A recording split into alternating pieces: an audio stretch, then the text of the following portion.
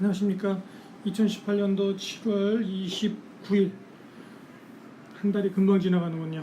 하노이 닥터 황기선 원장입니다. 오늘은 계속 이렇게 좀 일요일날 오후인데 병원에 나와 있는데 이제 좀 약간 한가해요. 오늘 어제 오늘 한가하네요. 그래서 또 뉴스들 저도 이렇게 읽고 있습니다. 같이 이렇게 보시죠. 오른쪽에 보면은 사진이 하나 있네요. 그리스입니다. 그리스 아테네 옆에 있는 마티란 도시인데요. 기록적인 폭염으로 여기도 한국 요즘 덥지요. 요새 하노이가 더 시원합니다. 요새 더 시원하고 이게 너무나 더워갖고 불이 나갖고요. 저기 자연적으로 다 불이 나갖고서는 아마 차가 이렇게 다 타버렸네요. 산불이 났나 봅니다. 80명이 죽고요. 엄청나군요.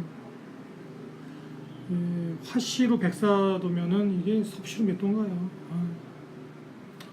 오른쪽에 라오스 댐 터진 것도 실렸네요.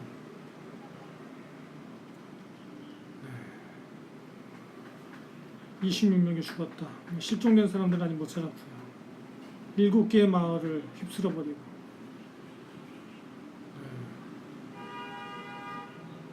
아이고. 라오스가 이 인도차이나의 배터리가 되겠다고요. 전기 배터리 아시죠? 배터리가 되겠다는 과거는 참 야심찬 프로젝트인데 댐이 이게 부서지는 바람에 지금 그죠? 어떻게 할지 모르겠습니다. 제가 지금 말씀드릴 내용은 저희 쿠바 얘기입니다. 쿠바 얘기 좀 하겠습니다.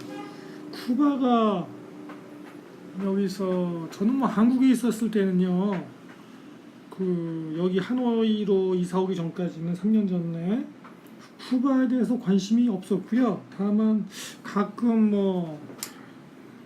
아주 가끔 여행 간다든지 친구들 가끔 만날 때 시가를 피게 되면 쿠바 사는 시가가 좋잖아요. 비싸고.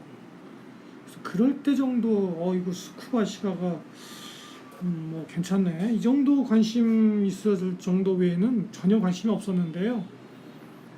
베트남 하노이 와서 살다 보니까 쿠바에 저절로 관심 가지게 됩니다. 왜냐하면은 베트남이 쿠바의 맹방이거든요. 그러다 보니까 쿠바 사람들이 여기 많이 와서 삽니다. 쿠바 사람들이 많이 와서 살고, 쿠바가 여기 와서 투자하는 경우는 거의 없고요. 베트남이 쿠바 가서 투자하는 경우는 좀 있습니다. 그리고 또 쿠바가 원래부터 예전부터 지금은 물론 많이 줄어들었습니다만 원래 러시아의 많은 어떤 원조를 받았던 나라다 보니까 러시아하고 여전히 여기 연관이 있고, 즉 무슨 뜻이냐면은 러시아인들이 또 쿠바인들을 고용해 갖고 일로 데리고 와서 일을 시키는 거예요. 쉽게 얘기하면은 쿠바인들이 여기 와서 노동자들 많이 옵니다. 왜냐하면은 쿠바에 일자리가 없어요. 일자리가. 그래서 쿠바가 심각한 실업률이 있거든요. 젊은이들이 특히 일자리가 없는 거예요. 그래서 베트남 와서 많이 고생들 합니다. 여기 온다고 쿠바인들이 여기 보면은 베트남인보다 키들도 크고 다들 남녀들이 다 젊은이들이 많이 오는데요. 훤칠하고도 잘생기고 이쁘거든요. 그러니까 이제 인기가 있는데 인기가 있다고 해서 대접을 잘 받는 건 아니고 과서도 고생들 많이 합니다. 오면은 일단 여권부터 뺏기고요. 그죠? 보통 대개는 여권을 뺏깁니다. 뺏어서 못 도망가게 하는 거죠. 못 나가게 하고. 기숙사 같은 아파트 같은 데나 얘도 요즘은 베트남도 대도시는 인권이 전보다 발달했으니까 그래도 사는 환경 괜찮게 해줘요. 그래서 아파트 같은데 이렇게 기숙사 같은 시설에 같이 합숙하게 해주고 돈은 베트남인들보다는 제법 더 주죠. 아무래도 외국인이니까. 그래도 이제 만족스럽진 않은데 그런 사람들도 친한 친구들도 가끔 있어요. 그래서 쿠바인들 보면은 대화해보고 영어도 잘 하고요. 영어도 잘 하고 또 쿠바인들이 그 겪어보니까 뭐라 그럴까 좀 생각이 베트남인들보다는 좀 더 개방적이고요. 그리고 이렇게 좀 합리적인 면도 있고요. 그리고 사람들이 그 순하다 그럴까? 좀 이렇게 좀 순진하다 그럴까? 꼭 순진한 건 순진한 건 아닌데 어떻게 해야 될까요? 좋은 사람들 같아요. 그래서 제가 쿠바에 관심을 가지게 됐습니다.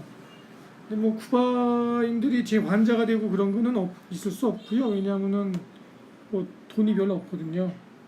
이 사람들은 다만 가끔 뭐 이렇게 좀 친구는 있었습니다. 요즘 바빠서 제가 뭐 만날 기회는 없었는데 요새는 그래서 관심을 갖고 있는 차였는데 오늘 타임지에 실린 이번 주 기사를 보니까 쿠바가 공산주의로부터 좀 너무나 못 사니까 좀 민주화 내지는 민주화를 바라는 것 같지는 않고요.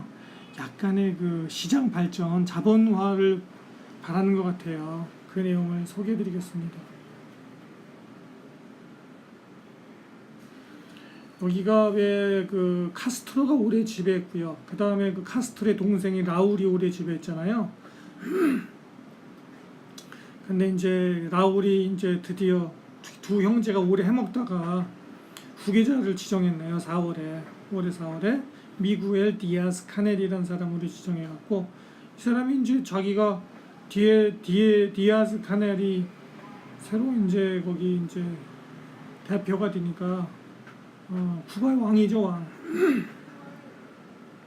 쿠바를 좀 경제 발전을 시키고 싶은 겁니다. 그래서 여기 두 번째 칼럼 맨 위를 보세요. Genuine Democracy라고 했네요. 쿠바가